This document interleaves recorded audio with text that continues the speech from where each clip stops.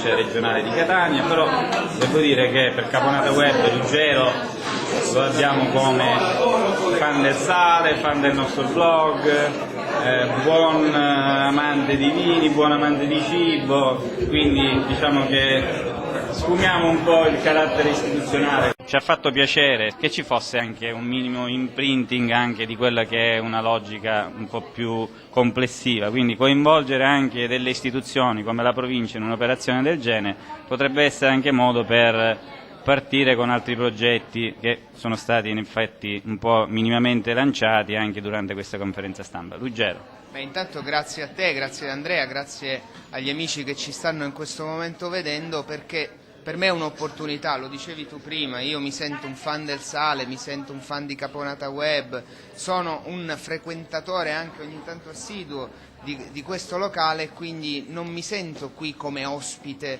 tra virgolette, o come rappresentante dell'istituzione, mi sento qui come un amico che ha potuto assistere a una meravigliosa iniziativa che è bella perché porta la Sicilia nel mondo. E noi ogni volta ci lamentiamo perché diamo un'immagine di noi al di fuori del nostro territorio legata a degli stereotipi brutti, ed invece Andrea con questa sua ennesima fatica ci porta fuori dalla Sicilia facendo vedere le cose più belle che possiamo esprimere. Di questo io lo ringrazio intanto come rappresentante dell'istituzione e poi come fan, come amico di queste attività, e spero di poter trovare assieme qualche occasione di collaborazione, magari per immaginare entro la fine dell'anno un grande evento che si possa tenere a Catania e che possa avere perno in uno dei nostri musei della provincia. Allora questo minimo così impegno di cuore e di mestolo lo facciamo un bel Calice. E di calice, facciamo un bel nodo al tovagliolo, visto che ci troviamo davanti a una tavola,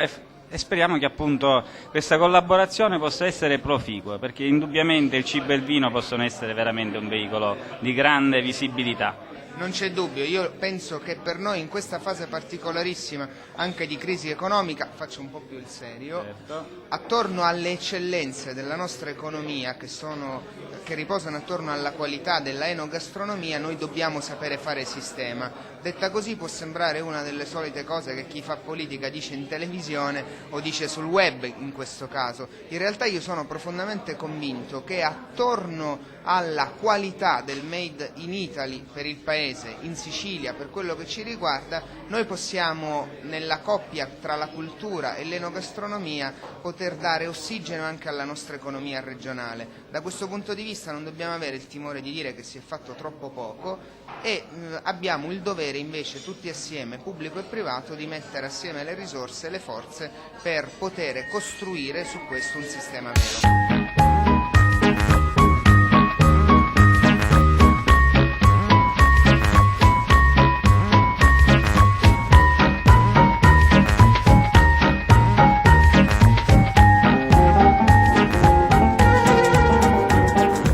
Les actualités d'avant-guerre et les premiers films de Charlot. Leur décor pourrait être celui du Grand Café, de ce café de province où les joueurs de manille fument et crachent dans une atmosphère d'aquarium et de plantes vertes. Voici la chanson que le Grand Café m'a inspirée. Au Grand Café, vous êtes entré par hasard, tout ébloui par les lumières du boulevard, bien installé devant la grande table. Vous avez bu, quelle soif indomptable. De beaux visages fardés vous disaient bonsoir, et la caissière se levait pour mieux vous voir. Vous étiez beau, vous étiez bien coiffé, vous avez fait beaucoup d'effets au Grand Café.